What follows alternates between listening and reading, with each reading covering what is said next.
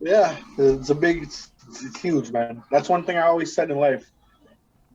People of all ages can come together and relate to that one beautiful thing. You guys can sit down and smoke that one thing, and that's how you guys can relate, right? Yeah, All ages. it's definitely been helpful.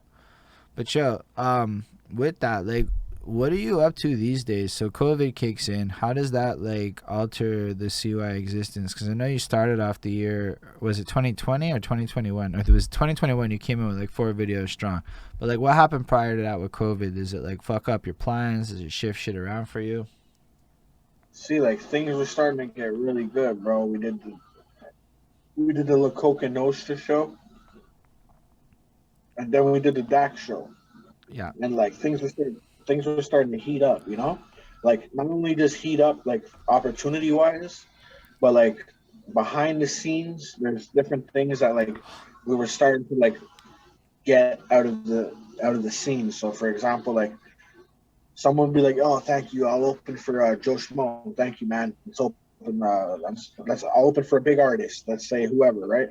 People are thankful for the opportunity.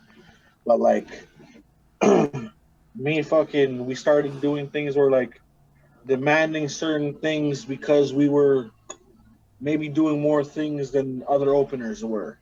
Like we would solidify a spot to go on before the headline, for example. That's just one example. We would negotiate certain things behind the scenes that were starting to like get more beneficial. So for example, next show, I'm gonna do the same thing right before the main guy. We all know how shows are. People get there late. You don't want to be the first opener. You could be at opening for a huge show that by the time Onyx goes on, there's 300 people in the building. But you were the first opener, and there was legit 20 people there. You know what I mean? Yeah. That's just the reality of the situation. Someone from the outside looking in sees your name on a flyer, like, "Oh, you're doing big things." It's not really what it appears to be. Yo, let me So ask one we were question getting though. there. Let me ask one question. If you do open to 20 people, do you get to go backstage and meet Onyx? That's what I'm trying to say. So I've opened for the most people in Montreal. Period. Nobody else. It's me. The most people. I can list them all. Great times. There was a lot of times where I was starting out and looking back, I was at the beginning stages of doing big opening shows, and I didn't meet the opener. Then there was times where like promoters showed me crazy love, drinks for free all night, right next to Demrick, smoking 420, sharing spliffs, and with Onyx backstage. Like you meet you meet sometimes, and sometimes you don't. So like like after that's what I'm saying. So after a while, I was I've been good with the promoters and good with the Belmont for so long that like I can go backstage. I just have to. If it's like there is shows where they're trying not to have people backstage because maybe the artist doesn't want it, right? I can possibly get backstage still, even if it's like that. Like so, it was getting good with different promoters at the time. Then COVID hit, and it was like fuck, man. You know?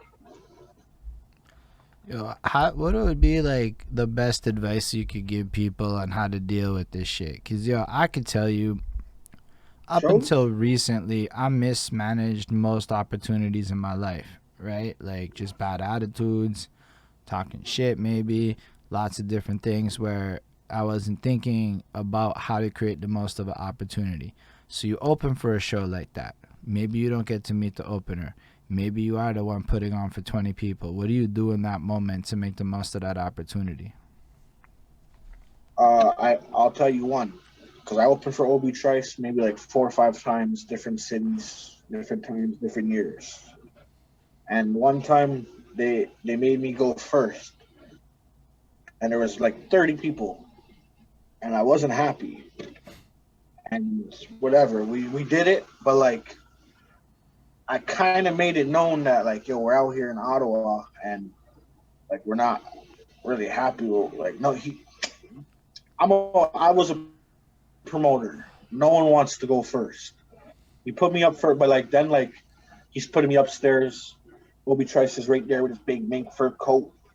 There's other openers not upstairs. They're downstairs. They're not up there. Like, you know, he's buying us shots. He's giving us discounts on different things. You know, so like it's if you have to go first, it's better than nothing. But like I would recommend not. It's kind of almost pointless. I've seen Urban Logics, who's like Montreal legend throughout the years, such a good lyricist, different things, humble guy, everything, and just be at a show and it's like there's 25 people, him kill it, and just there's not really much going on, you know? Like there's no one in the building yet. A lot of people they come for the headliners at the end, man. It sucks, but you also try and take advantage and try and be that So opener. so how do we?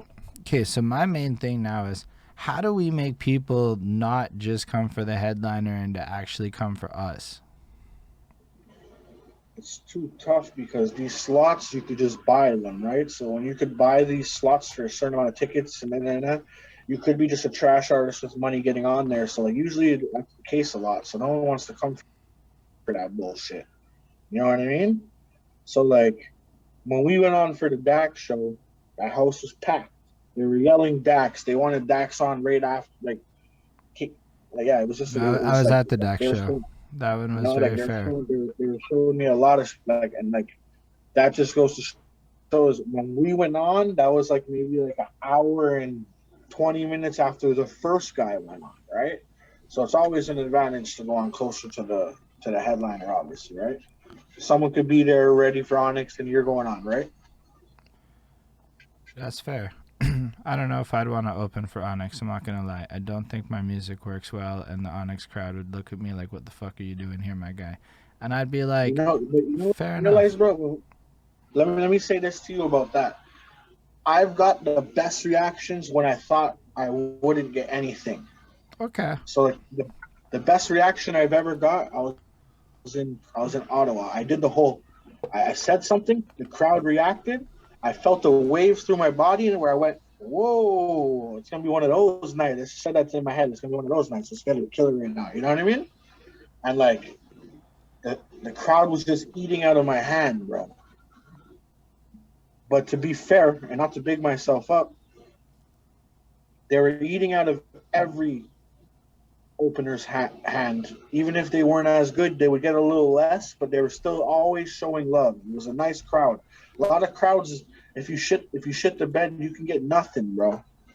You can get nothing, man. So like, you gotta have a strong team when you go up there. I could say that. That could be you gotta have a definitely a strong team, definitely a good. If you can better than a strong team, if you could find a good sidekick, because I had a few, like I, me and King Misery together. That's some dangerous fire performance wise.